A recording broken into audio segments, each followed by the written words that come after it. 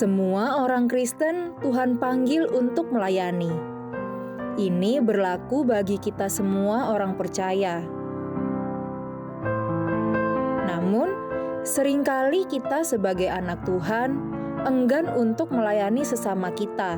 Melayani orang lain sepertinya akan menjadi beban bagi kita. Kerap kali kita juga bersikap egois dengan menghabiskan waktu hanya untuk kepentingan sendiri. Terkadang, kita menolak melayani orang lain karena kesibukan yang menghimpit kita, atau kita pernah merasa tidak pantas untuk melayani.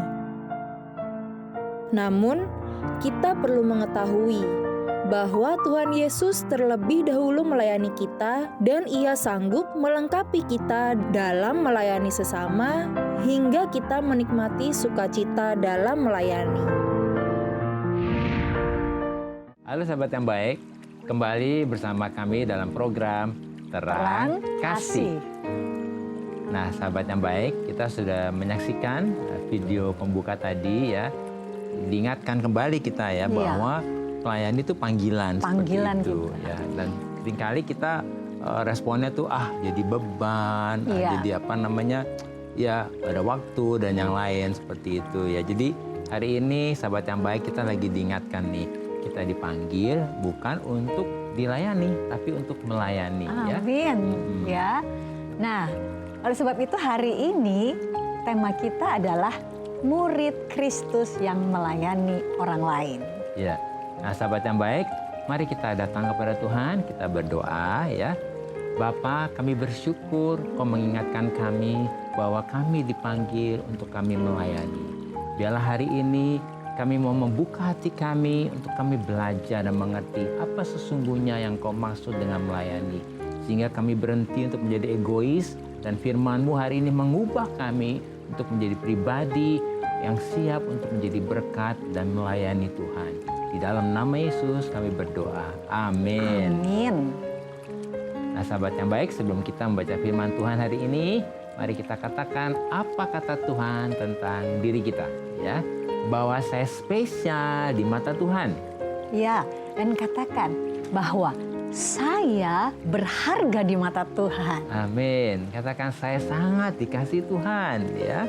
Dan katakan juga kehidupan saya dan masa depan saya bersama Tuhan adalah sungguh amat baik. Katakan amin. Amin. Ya. Sahabat yang baik, mari kita akan baca firman Tuhan ini dalam Yohanes pasal yang ke-21 ayat yang ke-15. Setelah mereka makan pagi, Yesus berkata kepada Petrus, si batu karang, Simon, anak Yohanes, apakah kamu terbakar oleh kasih-Mu padaku melebihi ini semua? Petrus menjawab, ya Tuhan, kamu tahu bahwa aku sangat mengasihi-Mu. Kalau begitu, peliharalah domba-dombaku, kata Yesus. Iya. Nah, kemudian mari kita baca di dalam Yohanes 21 ayat 17, TPT, katakan demikian. Kemudian Yesus bertanya kepadanya lagi, Simon, anak Yohanes, apakah kamu sangat mengasihiku? Petrus merasa sedih karena ditanya untuk ketiga kalinya dan berkata, Tuhanku, Engkau mengetahui segalanya. Engkau tahu bahwa aku terbakar oleh kasih-Ku padamu. Yesus menjawab, kalau begitu berilah makan domba-dombaku. Amin ya. Bagus sekali firman Tuhan ini. Ini adalah kisah bagaimana Petrus menyangkal Yesus 3 kali ya. Dan bagaimana kemudian Petrus dipulihkan oleh Yesus ketika Yesus menjumpai Petrus di tepi Danau Galilea. Dengan 3 kali Yesus bertanya, apakah Petrus mengasihi Yesus? Setelah Petrus kembali kepada kehidupan yang lama sebagai penjala ikan ini, setelah semalam-malaman Petrus menjala ikan dan tidak mendapatkan apa-apa ya. Sebab setelah Petrus menyangkal Yesus 3 kali, Petrus benar-benar mengalami perasaan bersalah, bersalah yang sangat mendalam. Petrus merasa telah gagal membuktikan kasih dan kesetiaannya kepada Yesus. bahwa dia tidak akan meninggalkan Yesus dan dia akan tetap setia mengasihi Yesus dalam keadaan dan situasi apapun. Ya, nah oleh karena itu setelah Yesus bangkit pada hari ketiga, Yesus menampakkan diri untuk bertemu dengan Petrus di tepi danau Galilea ini. Supaya apa? Supaya memberi Petrus 3 kali kesempatan untuk Petrus dapat menebus dirinya dari rasa bersalah, ya, sehingga Petrus benar-benar dibebaskan, ya, dipulihkan dari rasa bersalah itu, dan Petrus siap untuk melayani dan menggenapi rencana Tuhan. Amin. Sahabat yang baik, yang menarik dalam perjumpaan Yesus dengan Petrus ini adalah Yesus 3 kali menanyakan kepada Petrus, apakah engkau mengasihi aku? Yaitu mengasihi Yesus. Ternyata kata kasih yang dipakai Yesus kepada Petrus waktu itu adalah memakai kata Aram, yaitu hoba, yang artinya diambil dari suatu akar kata yang berarti membakar. Wow, luar biasa ya, membakar ya, begitu ya. Jadi perkataan Yesus yang digunakan untuk bertanya kepada Petrus adalah, apakah kamu terbakar oleh kasihmu padaku? Artinya kasih kita kepada Yesus harus penuh gairah dan mengobarkan api yang kudus di dalam hati kita. Amin. Ya. Dan selanjutnya Yesus berkata kepada Petrus, apakah kamu terbakar oleh kasihmu padaku melebihi semua ini? Di mana kata ini Yesus sedang menunjuk kepada ikan-ikan yang banyak yang baru saja ditangkap oleh Petrus. Iya, jadi waktu itu kan Petrus sudah seharian nggak dapat ikan. Jadi waktu dia dikasih tahu untuk menangkap ikan dan dapatnya banyak, jadi Yesus sedang menanyakan kepada Petrus ya. Jadi pengertiannya itu seperti ini ya. Bahwa Yesus sedang berkata kepada Petrus gitu bahwa apakah kamu terbakar oleh kasihmu padaku? Karena kamu sudah melihat dan menerima hasil tangkapan ikan-ikan yang banyak ini. Atau kamu memang benar-benar terbakar oleh kasihmu padaku karena aku, yaitu karena Yesus. Iya, betul sekali ya. Apakah selama ini kita ini terbakar oleh kasih kita kepada Yesus? Amin. Karena kita sudah melihat dan menerima berkat yang melimpah dari Yesus, seperti yang dialami oleh Petrus ketika mendapat ikan yang berlimpah-limpah. Atau kita memang benar-benar terbakar oleh kasih kita kepada Yesus yang karena apa? Karena pribadinya, bukan karena berkat. Dan Dia telah mengasihi kita. Karena Yesus telah mengasihi kita. Amin. Ya. Nah, sahabat yang baik, kita tahu bahwa Petrus menyangkal Yesus 3 kali. Tetapi melalui perjumpaan Petrus dengan Yesus di Danau Galilea ini, dengan memberi kesempatan Petrus 3 kali membuat pengakuan tentang kasihnya yang terbakar kepada Yesus, benar-benar telah membebaskan Petrus dari rasa bersalah itu. Ya. Amin. Dan perjumpaan Petrus dengan Yesus ini juga memulihkan hatinya Petrus. Amin. Sehingga membuat Petrus bangkit. Petrus dibakar dengan kasih Kristus dan Petrus dipenuhi dengan kasih yang menyala-nyala yang membuat Petrus siap menjadi murid Kristus yang melayani orang lain, yaitu menjadi gembala bagi kawanan domba Yesus. Amin. Nah, sahabat yang baik, kami mau bersaksi ya bagaimana kisah pemulihan Petrus melalui perjumpaan dengan Kristus ini telah mengajarkan kami ya, dan juga mengingatkan kami dan mengubah pengertian kami tentang bagaimana sebenarnya dimaksud dengan menjadi murid Kristus yang melayani orang lain.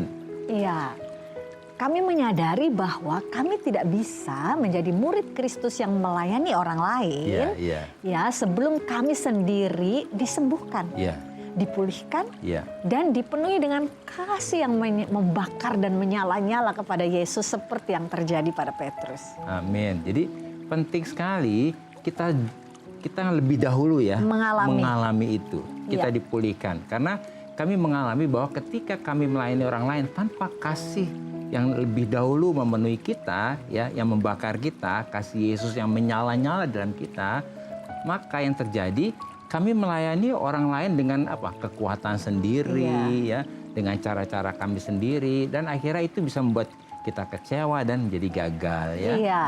Nah, mari kita baca firman Tuhan ini ya, Yohanes 14 ayat 15. Dikatakan demikian, jikalau kamu mengasihi aku, kamu akan menuruti segala perintahku. Amin. Ya, di dalam versi bahasa Inggrisnya dikatakan, if you love me, obey my commandments. Ya. Ya, nah coba kita lihat di dalam versi TPT. Ini menarik sekali dijelaskan di sini Yohanes 14 ayat yang ke-15. Mengasihiku memampukan kalian untuk mentaati perintah-perintahku. Ya, nah dalam versi Inggrisnya bagus sekali. Loving me empowers you to obey my commands. Wow, luar biasa ya firman Tuhan ini sangat memberkati kami. Sebab kami mendapatkan bukan if you love me, maka kamu harus obey gitu ya. Atau jikalau kamu mengasihi aku, maka kamu harus taat. Tetapi di sini dikatakan loving me empowers you to obey. Artinya kasih kita yang terbakar dan yang menyala-nyala kepada Yesus Tuhan kita akan memampukan kita untuk taat. Iya. Jadi ketika kasih kita terbakar dalam Yesus akan memampukan kita untuk taat. Jadi kami mengerti bahwa jika kami dipenuhi dengan kasih yang terbakar itu, kasih yang menyala-nyala kepada Yesus, maka kami akan dimampukan untuk kami akan di-empower untuk kami bisa melayani orang lain. Sebab di dalam kasih ada ketaatan dan di dalam ketaatan ada kasih. Amin ya. Nah, sahabat yang baik, mari mau kita baca di dalam firman Tuhan ini, Matius 20 ayat 28. Iya. Katakan demikian, sama seperti anak manusia datang bukan untuk dilayani, melainkan untuk melayani dan untuk memberikan nyawanya menjadi tebusan bagi banyak orang. Amin, amin. Inilah kasih Yesus kepada kita, bahwa Dia datang bukan untuk dilayani, tetapi Dia datang untuk melayani. Artinya kalau kita menyadari bahwa kita sudah dikasihi dan kita juga sudah dipenuhi kasih yang terbakar yang menyala-nyala ini kepada Yesus, maka kita tidak lagi menjadi orang yang egois, yang menuntut untuk dilayani. Amin. Sebab ketika kita dipenuhi dengan kasih yang terbakar dan yang menyala-nyala kepada Yesus, maka kita akan mengerti panggilan kita di dalam Yesus. Bahwa kita dipanggil untuk melayani, bukan untuk dilayani. Sehingga kita dapat menjadi murid Kristus yang melayani orang lain. Amin. Jadi sahabat yang baik, mari kita berhenti menjadi orang egois ya, dan yang tidak peduli kepada orang lain.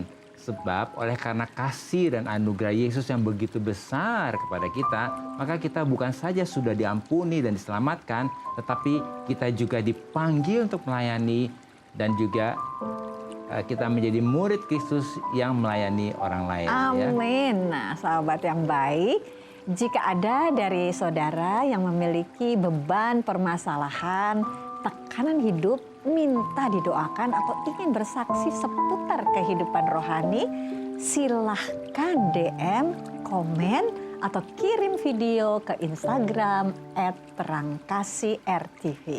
Sahabat yang baik, jangan kemana-mana, pastikan tetap ada di Terang Kasih.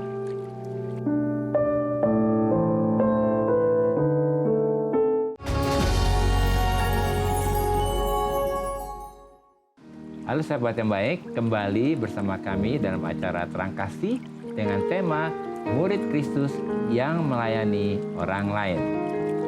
Nah, saya ini ada DM masuk ya. Masuk ya. Kita baca dari mana nih? Oh, dari ini. @Dorothy_new ya.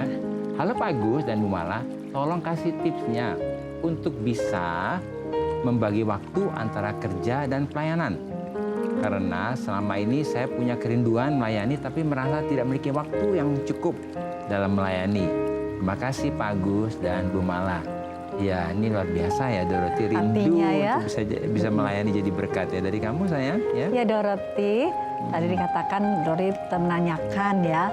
Apa tipsnya? Bagaimana gitu? tipsnya untuk bisa membagi waktu antara kerja dan pelayanan ya. Nah, kalau saya lihat di sini, ternyata kita dalam bekerja juga itu melayani. Sehari-hari kita. Sehari-hari. Ketika kita bekerja di kantor, bagaimana kita hidup kita yang orang lain, mengasihi orang lain, menghargai, menghormati. Dan kerjanya juga bertanggung jawab. Dan kerja bertanggung jawab itu sudah melayani gitu gitu loh. iya. Karena dengan kita melakukan yang seperti itu, Iya. sehingga nama Tuhan atau segala sesuatu yang keluar dari hidup kita itu Iya. memancarkan kasih Kristus gitu kepada Iya. orang lain. Nah, itu pelayanan ya. Iya, betul. Iya. Nah, seringkali kita merasa gini, kayaknya belum pelayanan deh. Kayaknya Iya. belum ini, kayaknya di gereja nggak ada waktu deh. Gimana sih gitu ya. Nah, sebetulnya kita harus tahu bahwa pelayanan itu intinya adalah kehidupan kita. Makanya Iya. dikatakan tadi Yesus datang bukan untuk dilayani, tapi untuk melayani. Dan sehari-hari kehidupan Yesus itu melayani. Iya. Seperti itu. Nah, jadi gimana nih tipsnya supaya bisa bagi waktu sederhana, Dorothy ya? Pertama, doa sama Tuhan ya.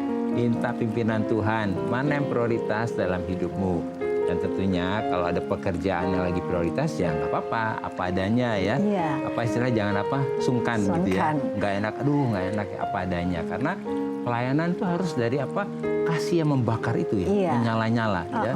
Makanya dikatakan biarlah rohmu menyala-nyala Dan layanilah Tuhan. gitu ya. Jadi sekali lagi Dorothy, jadi melalui kita ketika kita bekerja dengan baik, Iya. melakukan tanggung jawab kita dengan sungguh-sungguh, itu sudah melayani gitu ya.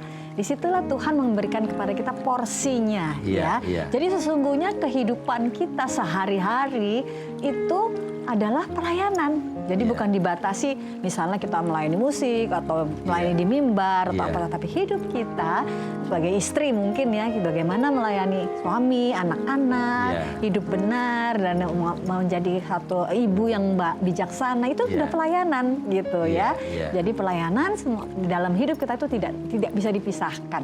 Hidup Iya. kita sebetulnya adalah melayani ya. Jadi Dorothy minta dipimpin Tuhan ya. Bagaimana untuk mengatur waktunya? Yang penting prioritas dan juga motivasi ya hati Iya, kita ya. motivasi kita. Kan hatinya kan hanya untuk Tuhan ya. Dorothy, Tuhan berkati ya buat pelayanannya juga ya.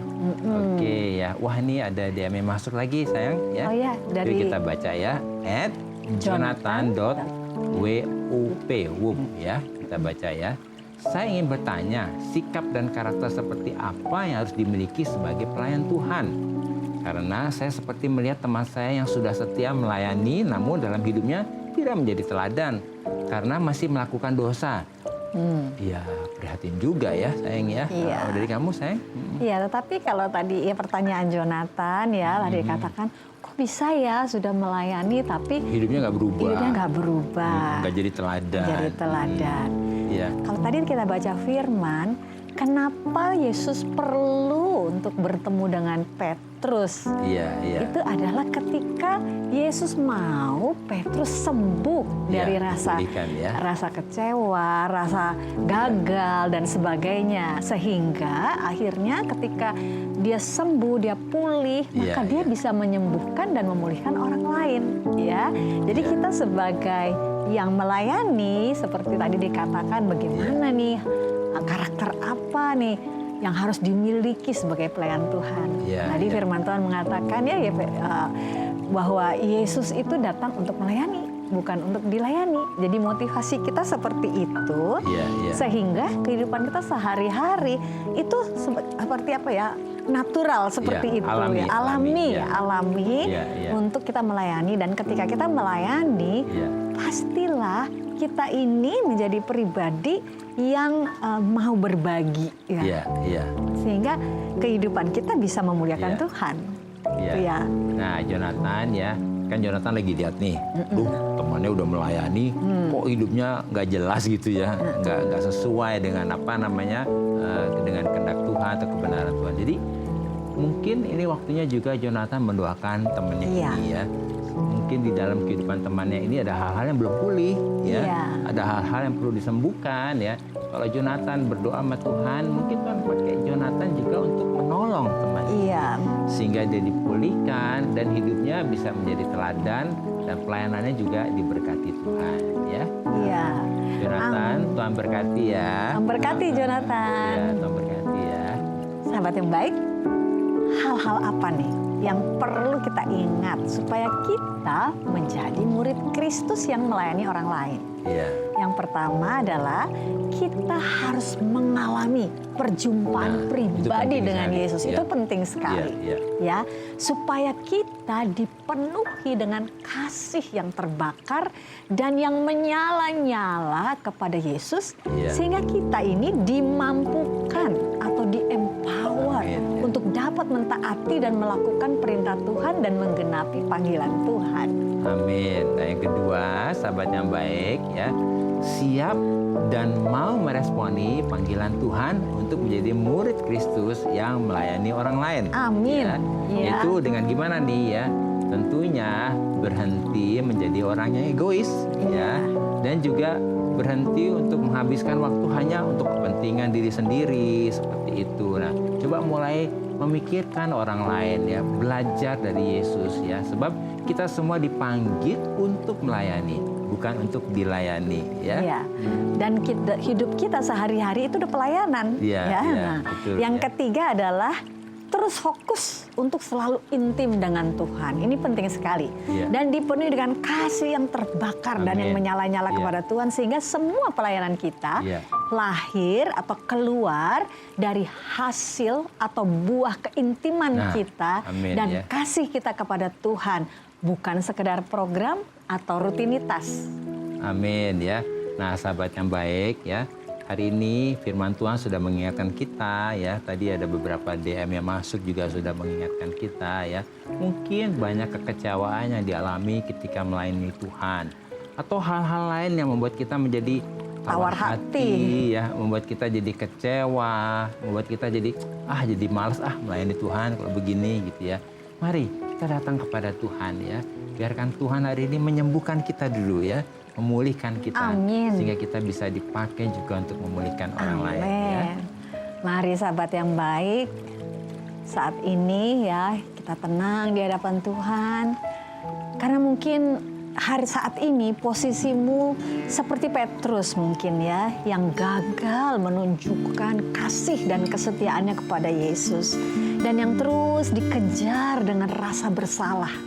Mari saat ini sahabat yang baik, buka hati kita, buka hatimu.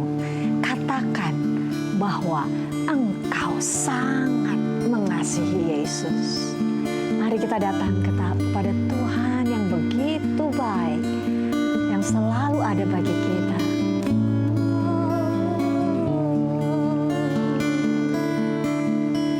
Ku ingin selalu di dekatmu. Ku ingin selalu bersamamu. Ku ingin selalu di hadiratmu, menikmati kasih-Mu.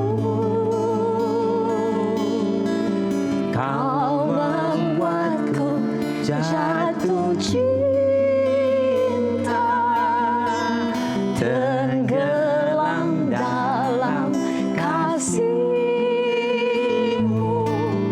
Kau membuatku bersuka cita oleh cinta-Mu, Tuhan. Ku ingin selalu di dekatmu. Ku ingin selalu bersamamu. Ku ingin selalu di hadiratmu, menikmati kasih-Mu. Kau membuatku jatuh cinta, tenggelam dalam kasih-Mu. Kau membuatku bersuka cita oleh cinta-Mu, Tuhan.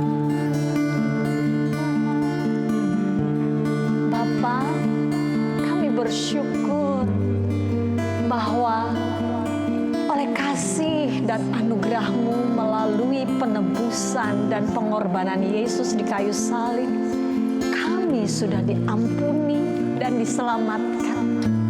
Kami percaya oleh anugerah Tuhan, Roh Kudus memenuhi kami dengan kasih yang terbakar dan yang menyala-nyala kepada Yesus.